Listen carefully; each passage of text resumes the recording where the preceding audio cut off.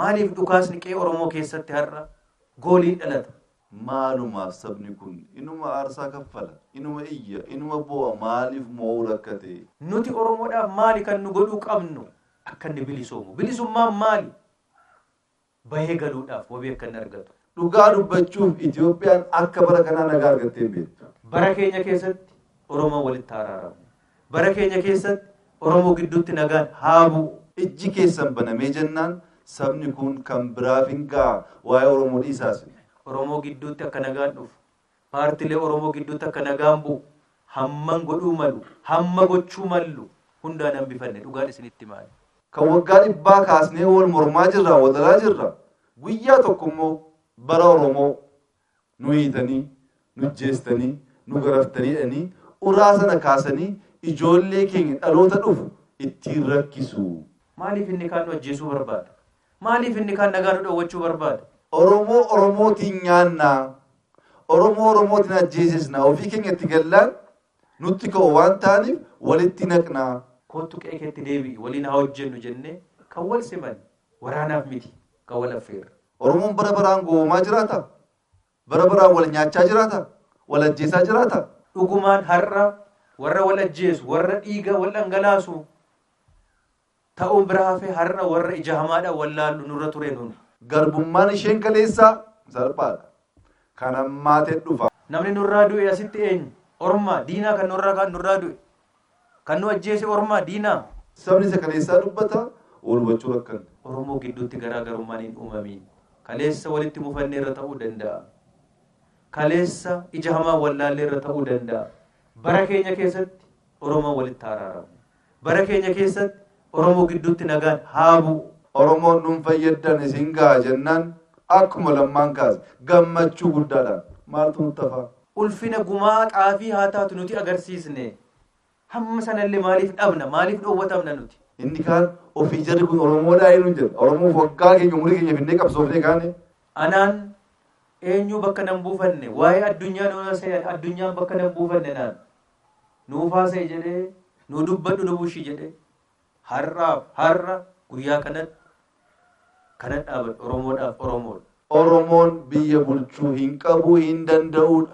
Carraa Waaqayyo nuu kenne keessatti saba keenyaaf rakkoosaa hunda irraa yoo hiikuu baanne rakkoo tokkollee yoo irraa hiikne nuuf seenaa ta'a. Nuti har'a nama hin garafnu qeensan buqqisu. Har'a nagaa wal dhoowwuun nuuf nuu mala ture. Mootummaa akkasii Afrikaa keessatti eegnee hin beeknu nun jedhu. Warra siyoo mootummaan dadhabee jira ajijjiiramu. Uummanni beela'uu qabu, qamadiin safaramuufi qabu lixa kana ture. Mootummaa jechuun daraaruudha, hidhuudha, ajjeesuudha. Yoomiyyoo ta'e yoom warra hundee keenya, bu'uura keenya, maatii keenya, qe'ee keenya warra dagatu miti nuti. Itoophiyaa keessatti namni mootummaa arrabsee salfii bee nagaan galee beekaa? Beekii duwwaa miti. Wallagga guutuutu nu komate. Waa'ee qabsoo Oromoo dhaggeeffachuun barbaanna. Uummata guddaa kan qabu Oromiyaadhaaf mataa boowwa guddaan dargaggeessa humna qabu, beekumsa qabu, hojii argachuu dhabuuti.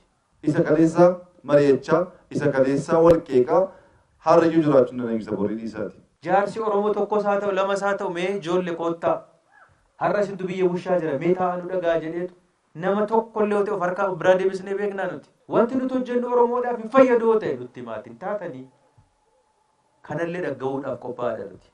Aan dhuunfaa kootiin isinitti hima. Waan Oromoodhaaf hin taane, waan biyya kanaaf hin taane hojjechuun barbaadu. Waaqayyo qabeenya nuu kenneetu ija nutti jaamse malee itoodhuma nuti waggaa tokko waggaa lama mudhii keenya hidhannee lafa kana qonne kana keessaa warqii baasuu hin dandeenyu nuti.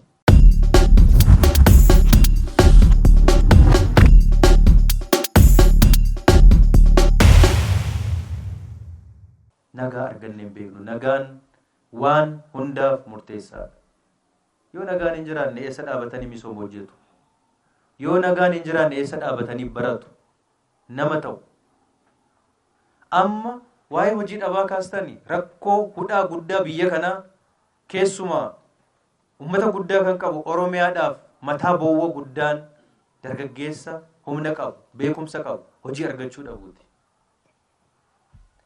Amma hojii kennaaf jettan nama hunda kana sassaabneetu waajjiratti gashinamoo. Nama hunda kana wal sassaabneetu warshaa nuyi qopheeffanne warshaa sanatti gashinamoo moo garaatti deeffan yoo lafarra hojiin hin jiraanne hojiin misoomaa yoo nagaa buusnee nuti waan miliyoonni tokko haa ta'u maal haa ta'u warshaa wayii jiraate inni wal dhalaa deemee yoo babal'achuu baate eessa gala namni kan biraa waaqayyo qabeenya nuu kenneetu ija nutti jaamse malee itoodhuma nuti waggaa tokko waggaa lama mudhii keenya hidhannee lafa kana qonne kana keessa warqii baasuu hin dandeenyu nuti qeen kun midhaan isin dhowwatee beeka lafti oromiyaa irra jiru waggaa lama warri humna qabnu itoo qonne sanarratti deeggarsa godhee mootummaan itoo qonne waggaa lama sadii keessatti geeddaramuu dandeenya sanaafuu nuun mijoofne sana hojjechuudhaafu kanaafi rakkinatti wal ganneetu rakkoos walirraa furuu dadhabneetu har'a rakkina keessa kan nuti jiraatu hawwiin misoomaa hawwiin guddachuu namni hin barbaanne hin jiru jijjiiramuu namni hin barbaanne hin jiru ilma namaa ta'e garuu akkamitti jijjiiramnaan waliin dhaabbanne ilaaluun baay'ee barbaachisaadha keessumaa kaleessa haa komannu waliin komannu kaleessa haa falminu waliin falmine hundi har'a garuu walaa komannu har'allee borullee wal komachuu dandeenya har'a garuu wal waraanuun nuu mala ture har'a nagaa wal dhoowwuun nuuf nuu mala ture eenyu warri isin bushu orma masaanuutu isin bushamoo dhala keessan ilmaan keessan nuti warri har'a carraa arganne oromoon carraa nuu kenne aangootti dhufne ilmaan oromooti moo dhala oromoo dhashe moo dhala oromoo guddifate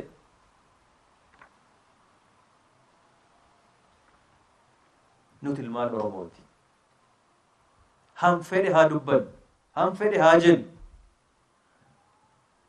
yoomiyyoo ta'e yoom warra hundee keenya bu'ura keenya maatii keenya qe'ee keenya warra dagatu miti nuti gaafa sana daganne of daganne gaafa sana irraanfanne ijatu nutti jaame ofitti jaamsine jechuudha warra sana wallaalle hubachuu dhabne miti nuti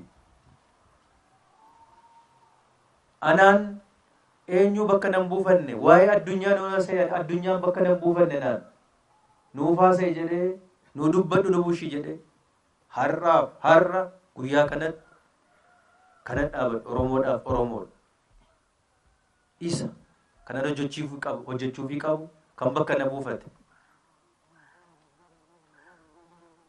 waan gaarii hojjennee yoo dabarre seenaa dhanuuf dhaloota boru dhufuufis barnoota muuxannoota garuu wanti nu rakkisaa jiru har'a nagaa dhabnee kan jennu kun eenyuun nagaa nu dhowwatee nutu nagaa wal dhowwateetu rakkinatti wal gate moo ormatu diinatu nagaa nu dhowwate rakkinatti nu gatee qalbiin ilaaluu qabna har'a qeen kun kan inni kaleessa amma camaa ture wallagga guutuun akkasitti kan inni rakkataa ture namni nurraa du'e asitti eenyu ormaa diinaa kan nurraa du'e kan nu ajjeese ormaa diinaa maali kun cubbuun kun maali wallaalummaan amma kana ga'u maali orma haa komannu dhugumaan har'a warra wal ajjeesu warra dhiiga wal dhangalaasu ta'uun bira hafee har'a warra ija hamaadhaan wallaallu nurra ture nun wallaalummaadhaan dhugaan isinitti maal yoo dhuguma nuti ana oromoon taane hin taane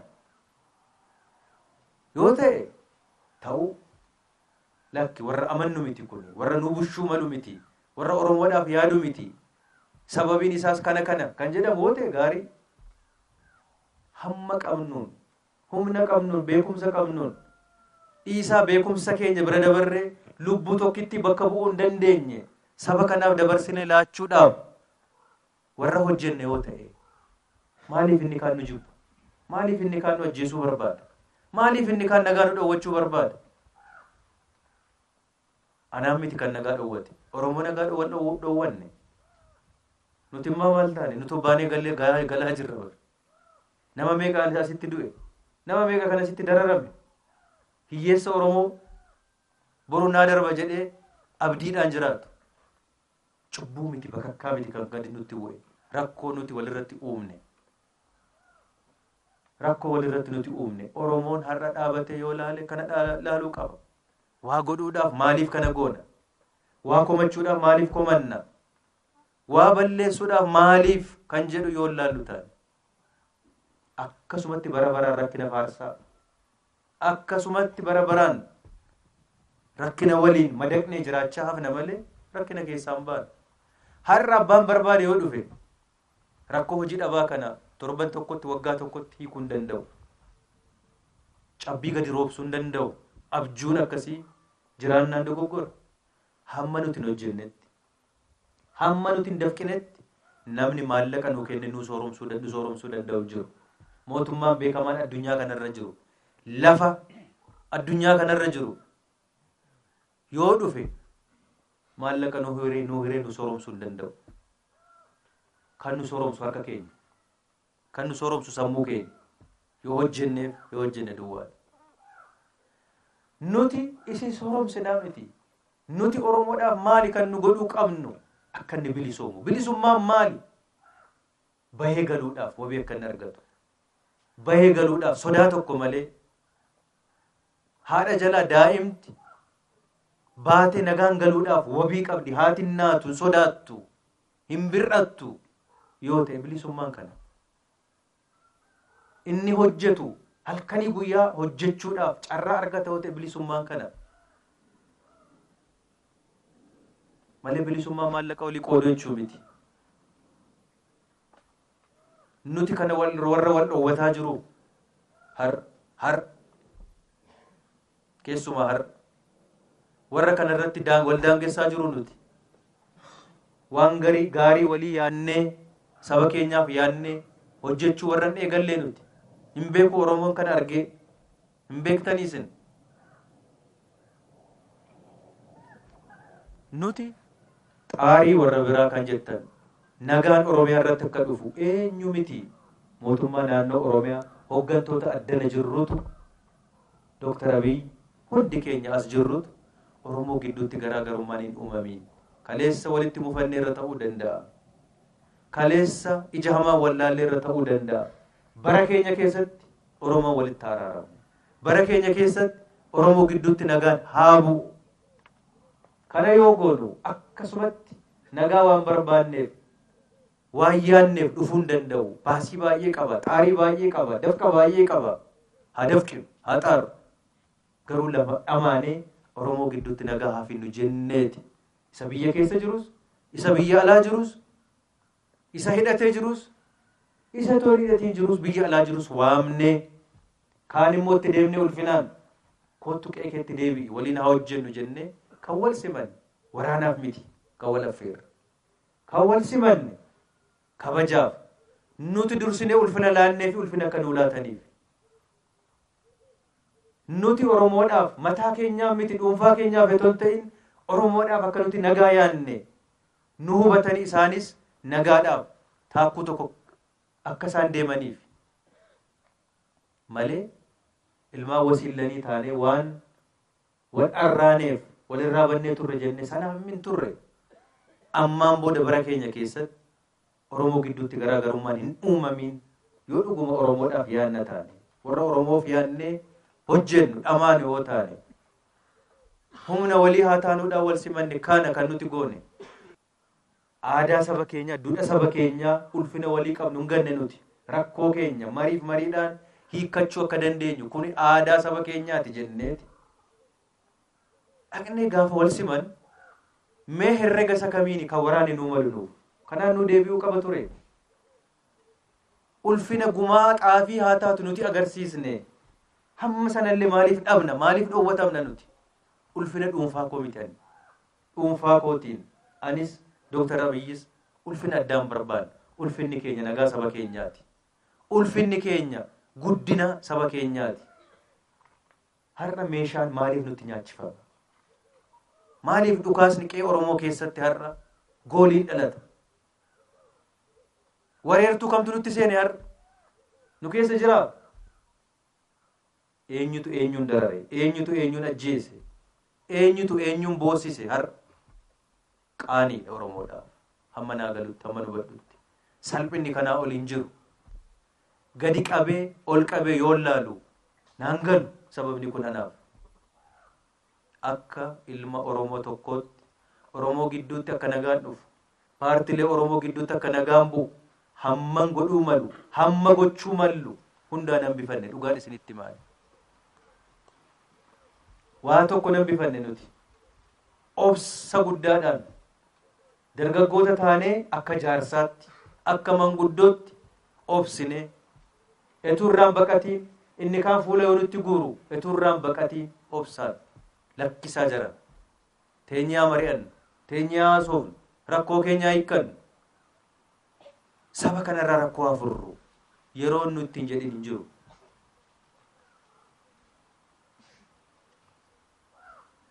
Garuu kan nagaa wal dhowwate, kan wal darare nu mataa keenya waan warri biraa namni kana godhe hin jiru. Cubbuun nutti dhufe hin jiru. Akka kaleessa warra abbaa abaluutu akkas nu godhe jennee komannu illee hin jiru.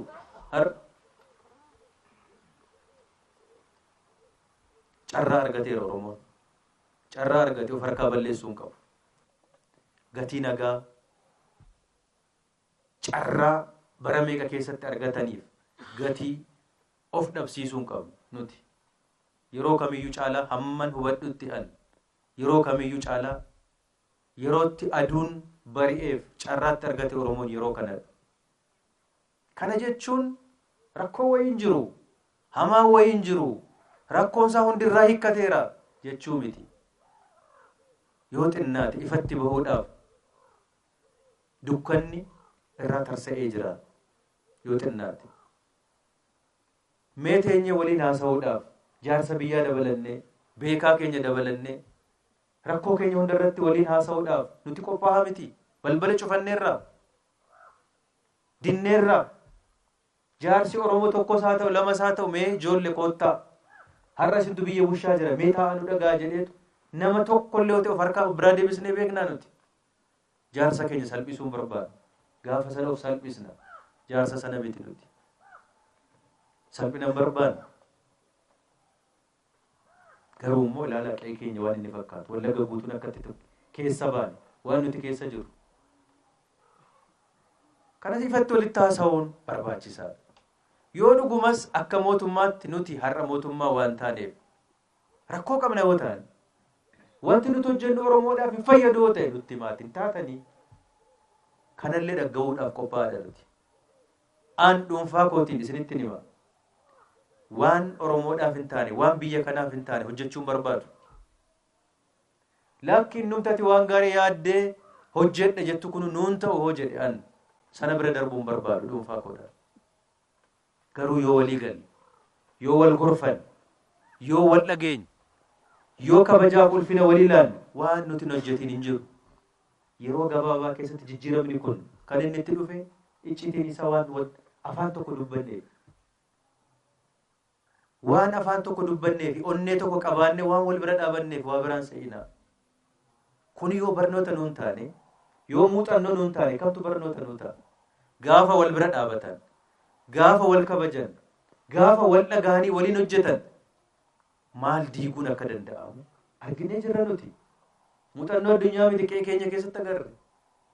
Waan xixinnaa amma nuti karaa qotanii, lafa qotanii daandii baasuu, lafa qotanii aramachuu, facaafachuun gaafa wal dhageenyeef wal bira dhaabbanne waan nuti ittiin hojjenneef hin jiru. Sammuu qabna. Akka ilma nama warra yaadu, warra hojjetu, warra hojjenne jijjiirama fiduu dandeenyu. Ilmaan akkasii qaba Oromoo. Beekaa akkasii qaba. Ta'anii waliin haasa'u, wal mari'achuu, wal dhagahuu, kanan nu baasa, kun nun baasu. Kanan nu fayyada, kun nun fayyadu, kun nun malu. Waliin jechuutu nama guddisa, nama jijjiira. Qaroominaa fi beekaa nama taasisa malee wal tuffachuun nama hin taasisu. Wal tuffiidhaan kabaja ofitti fiduun hin danda'amu. Kabajni koo narka jira. Yoon ani isa kaan kabajin kabajamaan. Isa kaaniif ulfina yoon kennan ulfina qabaadha. Waan ta'eef rakkoon beegiin uumama kana ilaalaa. Akkasutti magariisa kana biyya kamitti arguu hin dandeessan. gaaddisa akkasii dhiisaati.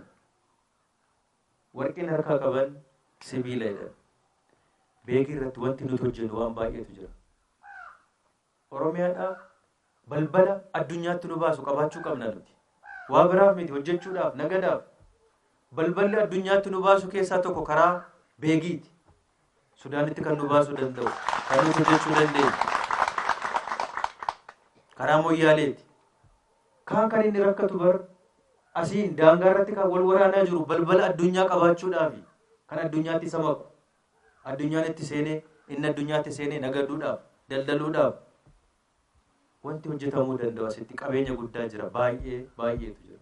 Meeqa keenya keessatti Wallagga keessatti nagaa hafinnuti hojii misoomaa hojjetamu agartu. Hojjenneerra kana keessa teenyee mandii irratti hospitaala hojjenneerra waggaa tokkotti. Qaaqee irratti hojjenneerra hin beektu. Gidaamii irratti hojjennee hospitaala har'a uummata dhukkubsateef yaala laachuu danda'u sababa rakkina kanaan itoo hojiin jalqabiin taa'ee jira.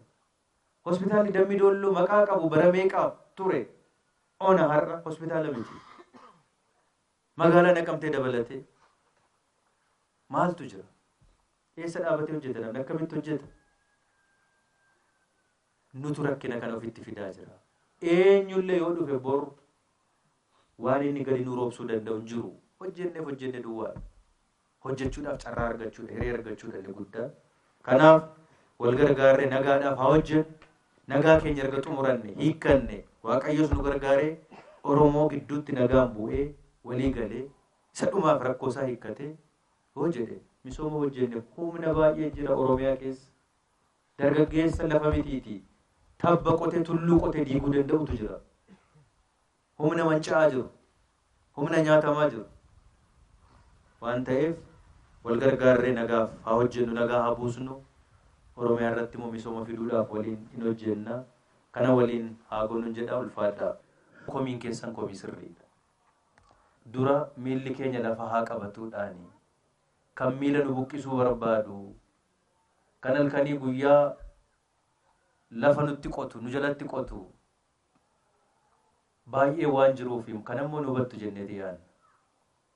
Itoo iddoo teenyu sana mijeeffatiin caljenneedhuma balbala banaa keenya wal keessa marmaarree naannoofnee walitti kofallee deebine karaa fagoo fuudhee nu deemsisuu hin danda'u waan ta'eef malee waan isin jibbinuuf isin baqachuu waan barbaannuuf isinirraa dheessuu waan barbaannuuf akka nuti hin goone yoo nu hubattan gaariidha.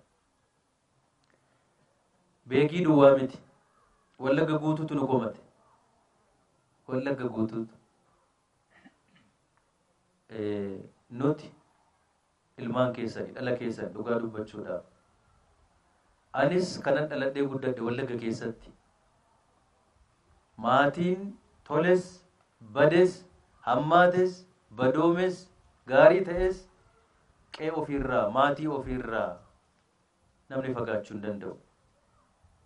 Dhiisaati gaafa rakkoo akkasii hojiiyyuu haa dhiisnuti keessa oollee bullee galuun nuuf gammachuu guddaadha. Qe'ee keessatti dhalannee guddanne, maatii keessatti dhalannee guddanne irraa baqachuun nuuf hin malu hin ta'u. Garuu rakkoon nuti qabnu rakkoon ani isiniin jedhe kanadha. Rakkoon keenya kuma tokko baharratti, lixarratti, kibbarratti, kaabarratti rakkoo hedduu qabna. Ba'aan hedduun immoo nurra jira. Ba'aan qe'ee keenyaa nurra jira. Ba'aan biyyaa nurra jira. Abiddi qabsiifame sunuu hin dhaamne bakka baay'eetti waan ta'eef malee isinirraa baqachuu barbaanneef miti. Garuu komiin keessan komii sirriidha. Komii dhugaadha. Gaafa rakkoo isin bira qaamaan dhufuudhaan isinitti birman waan qabnuun akka mootummaatti murtiidhaan kan isinitti birmachuu qabnu. Amma dandeenyutti immoo kana godhaa turre jenneeti kan nuti yaadnu. Kanaafiyyuu yoo nu komattan sirrumaa kanuma ofiitu nama komata malee ormatoo ta'e komii qabuyyuu namatti hin himatu waan ta'eef dhugaadhuma garuu immoo nuti jireenya tolaa jireenya miidhagaa qabaannee isiniin rakkina keessatti ilaaluudhaaf immoo kan taane nuu baruun baay'ee barbaachisaadha. Bakka jirrutti dhama'aa jirra. Bakka jirrutti halkanii guyyaa xaaraa jirra. Eenyuuf xaarra? Eenyuuf dhamaana? Jireenya dhuunfaa keenyaaf? Jireenya dhuunfaa keenyaaf itoo hin ta'in bara carraa Waaqayyo nuu kenne keessatti saba keenyaaf rakkoosaa hunda irraa yoo hiikuu baanne rakkoo tokkollee yoo irraa hiikne nuuf seenaa ta'a, nuuf jireenya ta'a malee kan nuti xaarruuf waa biraadhaaf miti. Kanaaf yoo kan akkasitti nu hubattan gaarii ta'a jedhee yaada. Waan misooma baay'ee kaastan. Har'a akka carraa ta'ee beegii dhufnee isin waliin haasofnu malee yoo achi dabartan qondaalatti soo dabartan awwaarumas jirutu jira. Gidaamii soo deemtan awwaarumas jirutu jira. Misooma wajjin wal qabate beegii qofa otoo hin ta'in Oromiyaa guutuutu rakkoo guddaa qaba. Oromiyaa guutuutu. Beegiin addatti waan fayyadamee fi waan miidhame hin qabu. Akka isin jettan lafa hiixuurra jiru, daangaarra jiru waan ta'eef waan tokko tokkoon dagatamuu hin mala ta'a. Garuu immoo Oromiyaa guutuutu rakkoo baay'ee qaba. Harargee yoo deemtan uummanni gammoojjii keessa jiraatu bishaan liqimsuun qabu baay'ee. Jireenya ilma namaaniif bishaantu murteessaadha waan ta'eef. Iddoo kaan yoo deemne rakkoo biraatu jira. Asoo deemne rakkoo biraatu jira. Oromiyaa guutuu nu rakkoo qaba. Waggaa dabarsine kana keessatti rakkina dukkana nuti waliin dabarsine waliin hubanna hin beekna. Sana keessa dhaabbatamee wanti hojjetame hin jira. Wanti immoo garuu hojjechuudhaaf xaaraa jiru, yaadaa jiru baay'ee. Yeroo gabaabduu kana keessattis wanti hojjenne immoo baay'eetu jira. Qe'een keenya bal'aa waan ta'eef Oromiyaan Oromoonis bal'aa waan ta'eef al tokkotti waliin gahuudhaaf qabeenya xiqqaa qabnu kana rakkoo guddaadha. Rakkoo guddaadha. Malee beegii miti Moyyaaleen Harargeen keessa Cinaaksan hundi al tokkotti torban tokkotti rakkoon inni qabu guutuun etoo hiikkate etoo hiikuu fi dandeenye gammachuun sanaa waliin jiru nuuf. Garuu humna keenyatu sanaan nu geessisu. Haa ta'uti garuu dhimma misoomaa tokko tokko isin kaastan ilaaluun keessumaa daandii waliin gahiinsa baadiyyaa ilaalamuu qaba kan jettan humna mootummaadhaan har'as hojjechuu hin dandeenye. Mootummaa naannoo Oromiyaatiin hojjechuu qabu. Egaa Oromiyaa keessatti awwaarri kun yeroo gabaabaa keessatti dhoqqeen kun yeroo gabaabaa keessatti nurraa hiikkachuu danda'a. Yeroo gabaabaa keessatti ta'u innumti daandiin taraaramee fi namumtu irra bahee gabaa dhaqee galuunu rakkooti ta'es baay'eetu jira Oromiyaa keessa. Dura karaatti saaquu waan tokko itti aanee immoo akkuma isa kaanii asfaaltiin iddoo tokko tokkotti jalqabame gara kanattis akka inni dhufu godhuunis itti aanee humna ofii waliin hojjechuun barbaachisaadha waan ta'eef waan hojii jallisii isin jettan waan daandii Yuraappii walii wal qabatee jiru godhuu dandeenya. Jallisiin Oromoof Oromiyaan qabeenyi guddaan inni qabu qonna yoo jennu uummata qotuu danda'uu fi lafa gaarii qabu. Lafa gaarii qabu. Industirii dura waan biraa dura nuti lafuma Waaqayyo nuu kenne kana qotannee jiraachuu danda'uun iddoo jallisiin jirutti jallisiidhaan iddoo bokkaadhaan fayyadamuu dandeenyutti bokkaadhaan yoo qonne hin geeddarama jireenyi keenya. Mootummaan naannoo Oromiyaa jireenya Oromoo geeddaruudhaaf hojii qonnaa irratti xiyyeeffannee haa hojjennu jennee qonna gannaa duwwaa qofa otoo hin ta'in maallaqa qabnu irratti baasnee jallisiin baay'een eessa jira? Lixarra jira. Laga baay'ee jira. Bishaan lafa jalaa jira. Akkasumatti bonaa ganna bakkee irra kan dhangala'u. Kana irratti haa hojjennuu qabna hin hojjenna kana. Kana hin hojjennu. Garuu immoo maaliif akkas ta'e kan jedhamu humnuma qabnuun iyyuu hojjennee irraa lixarratti amma maallaqa dhabuu miti humna dhabuu miti humnuma qabu mootummaan naannoo Oromiyaa hojjeteera jennee olaalee hin hojjenne waggaa kana guutuu maal keessa akka baane qalbiidhaa qabdu hundi keessa. Lixi Oromiyaa uumamni waan gaarii waan kenneefiif beela hin beeku malee lafti beela'uun irra ture asii. itoo uumamni itti dabeera ta'e uummanni beela'uu qabu qamadiin safaramuu fi qabu lixa kana ture. Uumamnu kennaa gaarii waan kenneefiif qotee hin facaafata, hin galfata, hin nyaata, hin jiraata. Misoomni hanga yaadame hin hojjetamne. Ituma humni jiru. Maaliif hin hojjetamne? Waan nuti waliin hin beekne. Waggaa kana meeqa guutuu, bara meeqa guutuu waraanni nurraa dhaabatee beekaa qe'ee kana keessatti. Rakkinni nurraa dhaabatee beekaa. Eessaan nu ga'e? Duuba deebinee haa laallu, duuba deebinee haa yaadannu. Nurraa dhaabatee hin beeku. Inni ji'oon Oromiyaa keessa kumaatamaan lakkaa'amu hin jiru har'a Wallagga keessa. Amma warri daa'ima guddisan haadhaaf abbaan qaban, warri manneen barnootaa karaa amantaadhaan dhufanii mana barumsaa ijaaranii ijoollee barsiisan maal godhan bahuu qabna Oromiyaa keessaa jedhaa jiru har'a. Dhugaan isinitti hima. Kana Oromoo dhoksuu hin qabnu. Dhiisaati investara doonaroonni garaagaraa warri adii dhufanii nu keessatti hojjetanis warri adiirraa maallaqa fudhatanii Oromiyaa keessatti hojjetanis har'a Oromiyaa keessa bahuu qabnaadha kan isaan jedhaa jiran. Kaabineen mootummaa naannoo Oromiyaa har'a kana ilaalaa jira. Dhiisaati abbaan qabeenyaa dhufee birrii tokko Oromiyaa keessatti investi godhuu dhiisaati. Attamitti nutti dhufa. Wallaggan beektanii Wallagga kan geeddare mootummaa miti bardur. Mishinariidha. Barnootaan kan geeddare uummata qe'ee kanaa waan meeqaan kan geeddare kana ture. Hin jiru buqqa'ee bade hin godaane keessaa. Gaafa inni keessaa godaanu ona ta'e. Beekumsi gaafa sana jiru hin jiru har'a. Qaroominni gaafa sana jiru hin jiru.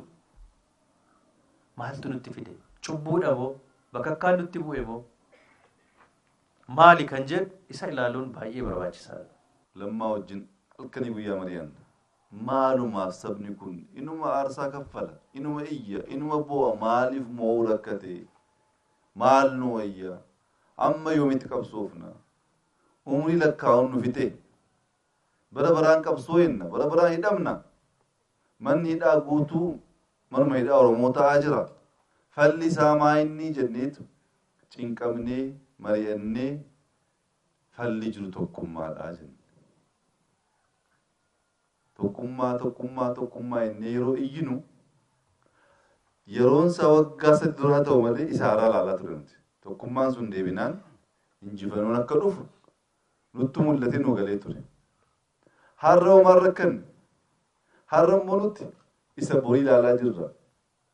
Sabni immoo isa kaleessaa ilaalaa jira. Walbira darbaa jirra. Nuti Oromoon boriftaa waan ta'uudhaa deemu ilaalleetu achiin akkaataa kamiin gahuu dandeenya? Yeroo dheeraa akkaataa osoo hin fudhatiin akkamittiin achi gahuu dandeenya? Achiin qabna.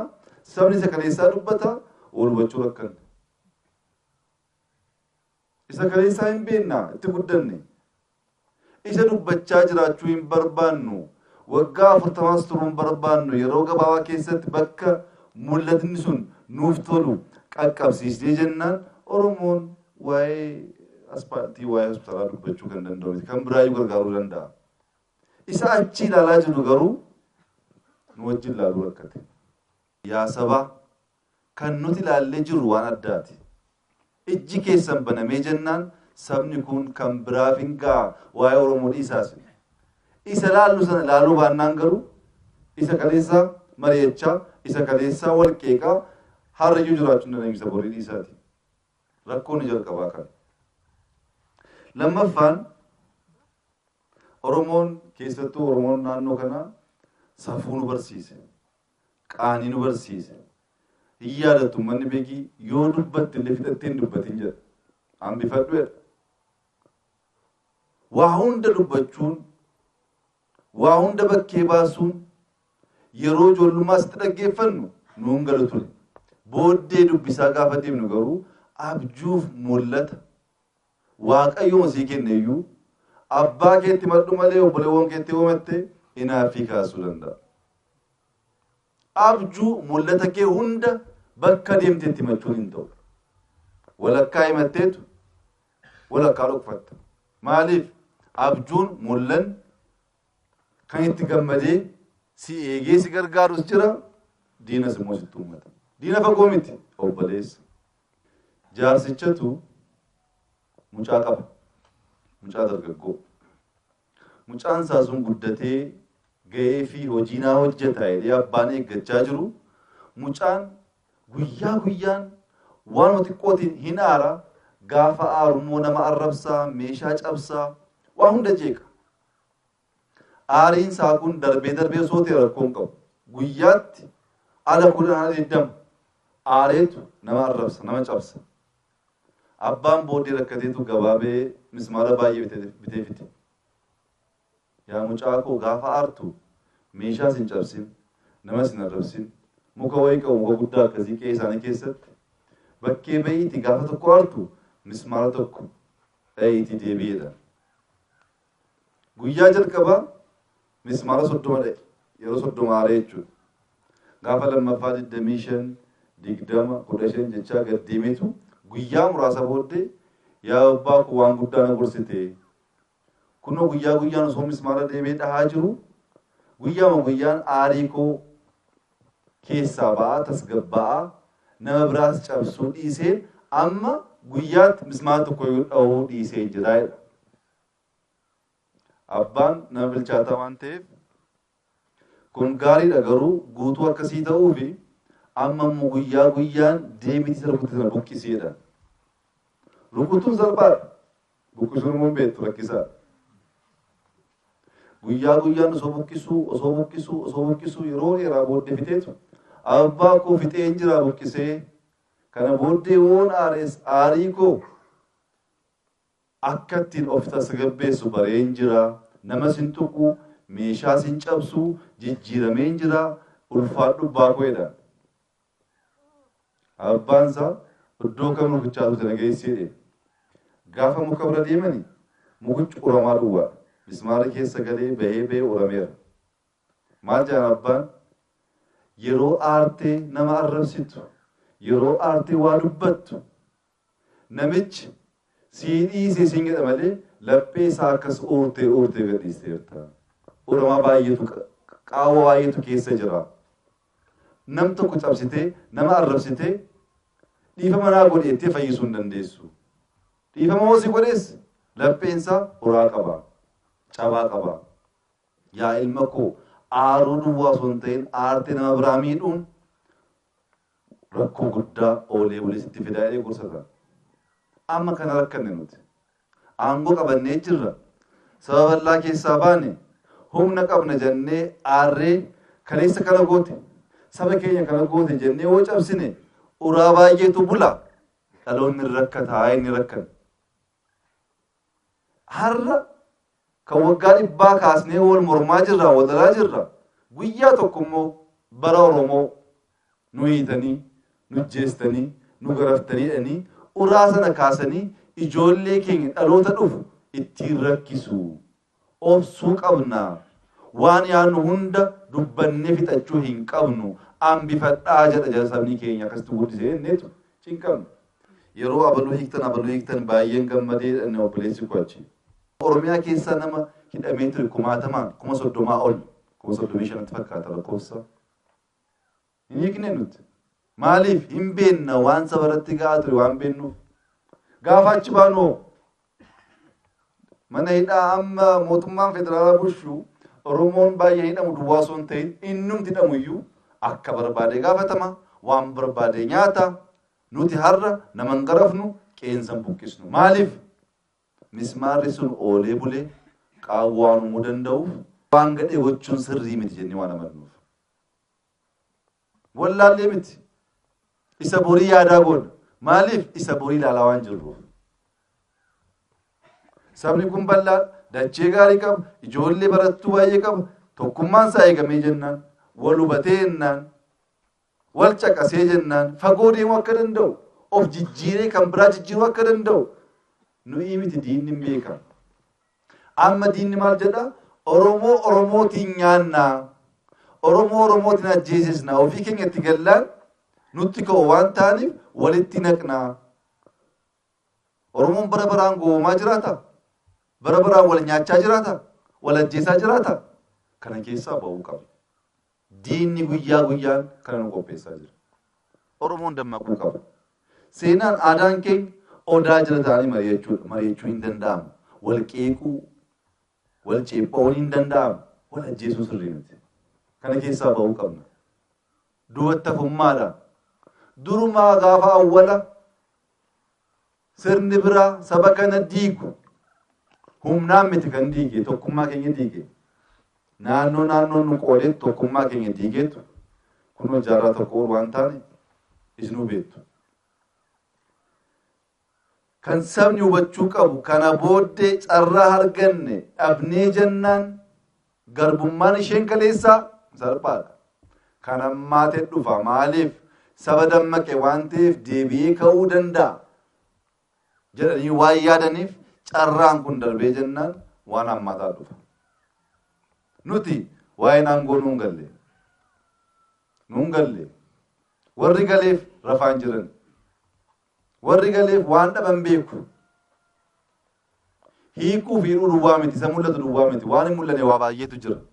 Nuti sabni keenya akka hubatu kan barbaannu har'as kun waggaa tokko tafe filannoon Oromoon nun fayyaddan isin ga'a jennaan akkuma lammaan kaase gammachuu guddaadhaan maaltu nutti hafaa umurii keenya watti fidne. Inni kaan eessaa baanee inni kaan ofii jarri kun Oromoodhaa jedhu jedha. Oromoof waggaa keenya umurii keenya fidnee qabsoofnee kaane sirrii miti wanta akkasii. Wal qeequun yaadaan wal mormuun jiraachuu danda'a.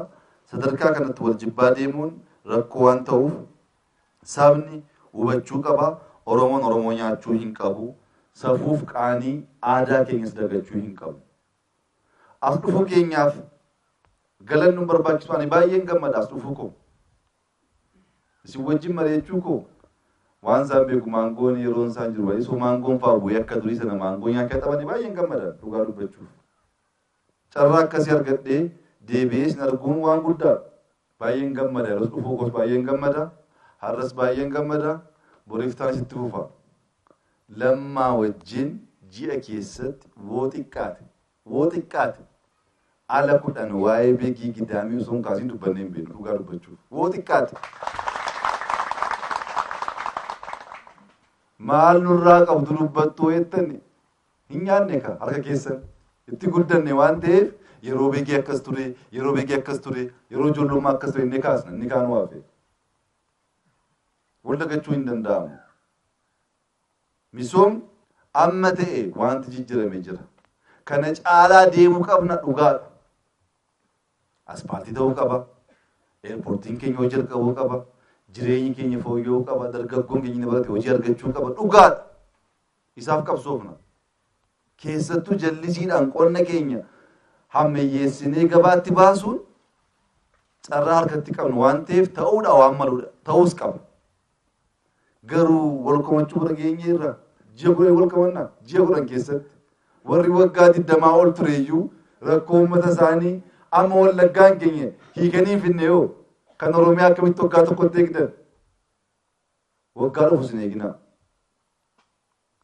Garuu nuyi siyaasa Oromoo daldalaaf irraa buufachuuf fayyadamu Oromoon hin miidhamu. Halkanii guyyaa hojjenna fedhiif kaayyoon keenya saba jijjiiruudha.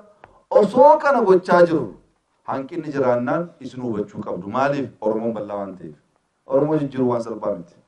Booranni fedhii biraa qaba, Gujiin fedhii biraa qaba, Harargeen fedhii biraa qaba, Wallaggi fedhii biraa qaba, Jimmi ka biraa qaba. Kana hunda gammachiisuuf gaaffii isa waggaa 100 waggaa tokkotti dhiisaati waggaa 20tti deebisuun rakkisaadha. Hin hojjennaa guyyaa olmaa keenya yeroo qorannus saba keenyaaf maal finnee midaaluu yaadna. Rakkichi maa inni bishaan guddaa keessatti maankaadhaan waan xiqqoo tokko gaafa xabbootan mul'attu. Oromiyaa dachii bal'aa saba bal'aa kana keessatti hospitaala tokko hospitaala lama hojjechuun homaa gatii hin qabu. Fedhii jiru isaa ol waan ta'eef Oromoon tokkummaa isaa eeguu qaba. Tasgabbaa'uu qaba. Mari'achuu qaba. Bakka hanqinni jiraatetti immoo taa'ee mari'achuu qaba. Oromoon biyya jijjiiruu biyya bittinneessaa nu jennaan nuti immoo qabatamaan biyya ijaarree biyya hojjennee hunda hammannee guddifachaas akka hin daganne ilma boojuus akka hin daganne ilma barcummaas akka hin daganne ormaaf agarsiisuuf hojjechaa jirra. Ajendaan gaafa ka'u eessaa ka'aa jira, eenyutu kaasaa jira, maaliif kaasaa jira, ijoolleen keenya wanta akkasii maaliif dubbachaa jiru, maal barbaadaniiti kan jedhu yaaduu barbaada. Fakkeenya tokko isinii kaasa. Diinni Oromoos hin taane, Amaaras hin taane, garee lama jaara. Oromoos miti, Amaaras miti. Gareen tokko Finfinneen kan Oromoo ta'e duula. Oromoo miti. Gareen tokko Finfinneen kan Oromoo miti kan Itoophiyaa ta'e duula. Kunis Amaara miti. Abbaan ajandaa kan biraadha. Nu kakaasu halkanii guyyaa ajandaa baay'ee bocanii maaliif sabni kun wal nyaannaan gidduutti fayyadamuu dandeenyanii waa yaadaniif.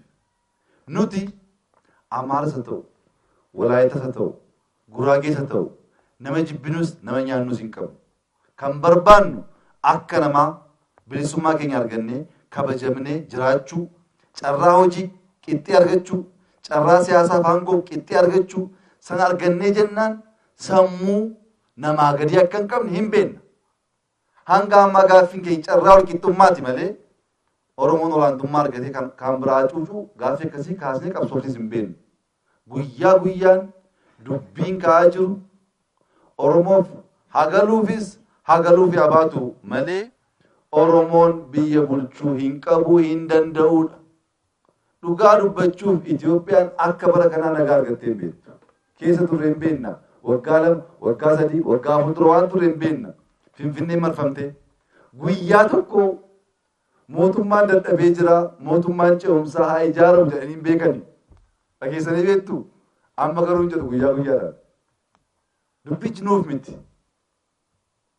Dubbichi nuuf miti. Akka nuti dandeenyu akka hojjechaa jiru addunyaan guutuu dubbachaa jira. Oromoota afaan guutee dubbachuu rakkate malee addunyaan guutuu kan wabii ba'aa jira. Waan dhoksaa miti. Bakka deemnetti akka nama biyya hiyyeessa gaggeessu osoo hin ta'in akka mootii addaatti waan gaafannu hunda deebisanii mootummaa akkasii Afrikaa keessatti eegnee hin beeknu nun jedhu. Warras yoo mootummaan dadhabee jira ajijjiiramu. Maaliif jedhu dhugaa jiraatu dadhabee jira. Mootummaan gadi bu'ee uummataan mari'ata. Namoonni gaafa morman mana hidhaa galan hin jedhu. Warra mana hidhaa gashe hin garafu. Qeensan buqqisu. Dhugaadhaan dadhabeera mootummaan kun. Maaliif mootummaa jechuun garafuudha qaba. Mootummaa jechuun dararuudha, hidhuudha, ajjeesuudha. Kana barame. Itoophiyaa keessatti namni mootummaa arrabsee salfii bee nagaan galee beeka. Waggaa 40 keessatti beeknaa kana. Seenaa akkasii qabnaa. Ambootti maaf du'aa ture namni. Mootummaa waan moobeef miti. Maaliif? Nuti kaleessa Oromoon waan itti dhaga'ame ba'ee dubbatee arrabsee galuu waan dadhabeef saba kan akka dhabu hin barbaanne. Hin cabsin waan biraa miidhaa biraan fidin malee ba'ee waan itti dhaga'ame dubbatee galuu hin. Kana booddee kan dhufus akka Oromootti dimokiraasummaa maal akka ta'e haa agarsiisuu hin. Eessaafin? Seenaa keenyarra, aadaa keenyarra. Namni hanga ammaa mootummaa ta'e sirna gadaa akka sirnaatti Itoophiyaa keessatti jiraachuusa kaasee sirni gadaa kan jedhamu kun dimokiraasummaa of keessatti qaba jechuu rakkate amma sirna gadaa foolii isaa gaafa laalu mootummaa dadhabaadhaa jedha. Mootummaa jechuun hiikkaan isaa garaagara waan ta'eef nuti dadhabaa miti garuu mariidhaan amanna. Nuti dadhabaa miti waraana itti guddanne kilaashii kan baanne soo daabboof kilaashii qixxee yoo baanne itti guddanne hin beekna. Nama baay'ee mootii hin dhabne. Kana booda waraana hin barbaannu nagaa barbaanna. Oromoo wajjin miti isa kaan wajjinis. Nagaa argannee jennaan carraa baay'ee argachaa jirra. Abbaan qabeenyaa dhufuu ni barbaada. Ijoolleen keenya baratanii jiru. Barri jijjiiramee jira. Teknooloojiin ammayyaa'ee jira. Kanaan gargaaramnee nyaannee quufnee adii uffannee adii fakkaannee waan gaa irra teenyee siyaasa. Wal dorgomuu, wal mormuu, wal qeequu inni akkasii rakkoo qabu. Awwaara keessa ta'anii wal qeequun garuu kaleessa ta'uu danda'a kana booddee nuuf hin tolu maaliif hojjechaa nyaachaa makiinaa faas dhaabnee attaarasha gaarii keessa gallee akkas nuun ta'u hin danda'ama. Akkas jijjiiramuu garuu maal barbaada? Hojii barbaada, tokkummaa barbaada. Gara sanatti sabni jijjiiramuu qabaa, ce'uu qabaa. Isa gochuu dandeenye jennaan isiniif dhiisaa kan biraaf hojjechuu ni barbaanna. Gaaffii keessan qabannee jirra. Kan lammaan sadarkaa naannootti deebisuu qabu. Hin deebisa amantaa guddaa nan qaba. Anis waan hin danda'u hunda nan godha. Waa'ee qabsoo Oromoof gadduu har'a akka haaraatti namni nutti himuu hin danda'u. Ijoollummaa keenyatti dabarsine umurii keenya guutuu qabsoo keessa baanee har'a akka nama haaraa bakkeetti dhufetti waa'ee qabsoo Oromoo dhaggeeffachuun barbaanna. Qabsoon Oromoo eessa akka ga'e ni beekna. Rakkoonsa maal akka ta'es hin beekna. Maaliif injifachuu akka rakkannee subannee isarraa kaaneetu uummata keenya gara tokkummaatti finnee injifannoo fiduu kan dandeenye. Adeemsa keessatti hanqinni garaagaraa jiraachuu hin danda'a. Akka hundumti keessan beektan jaarraa tokkoof sabni kun akka sabaatti aangoo qabatee biyya bulchee hin beeku. Qabsoo diddaa garbummaa keessa turre malee qabsoo binnee sirreessuu keessa hin turre. Qabsoo diddaa garbummaa keessa gaafa turre akkatti mormamu akkatti mormiif dubbiin qophaa'u hin beekna. Eeganni sin dhumee biyyi uumame garuu akkaataa kamiin bulchuu dandeenya kan jedhu immoo yeroo barbaadu. Mootummaan bara darbeef biyya kana bulchaa ture. Bara 83 kaasee amma 93 waggaa 10 guutuu dubbiin misoomaa, dubbiin nageenyaa biyya kana keessatti ajendaa akkamii akka ture hin beektu. Waggaa 10 guutuu akkuma milishaa baadiyyaa keessa naanna'aa dabarsine. Sana boodadha gaafa biyyi tasgabbaa'ee waa'ee misoomaa yaaduu, waa'een karaa, waa'een hospitaalaa jalqabuun kan yaadame booda. Yeroo beekii turre bara 1985 beekii keessumaayyuu hin turre hin beektu. Sana booda yeroo obbo Baadulaa pirezidaantii ture dhufeen ture hospitaala sana eebbisuudhaaf yeroo darajjeen as ture sana fooyya'insa amma ta'e arguu danda'een jira. Haa ta'u malee amma eegamu akka hin taane immoo naa gala. Kana booda akkaataa kamiin rakkoo keessa turre keessaa baanee tokkummaa baroottan darban kana keessatti ijaaruudhaan yaalle deebisnee cimsinee misoomaaf dinagdee naannoo keenyaa biyya keenyaaf fiduu dandeenya kan jedhu marii barbaada. Seenaa tasgabbii barbaada. Xiinxaluus ni barbaada. Yaaduus ni gaafata. Maaliif addunyaan kan nu beeku waa biraatiin. Reefuu akka nu baru gochaa waan jirruuf adeemsa akkamiitiin uummanni keenya injifannoo kanarraa siyaasa duwwaa osoo hin ta'in gama dinagdeetiinis fayyadamaa ta'uu danda'a kan jedhu mari'achaa yaada lolaa fudhachaa deemuun murteessaa waan ta'eef dhufne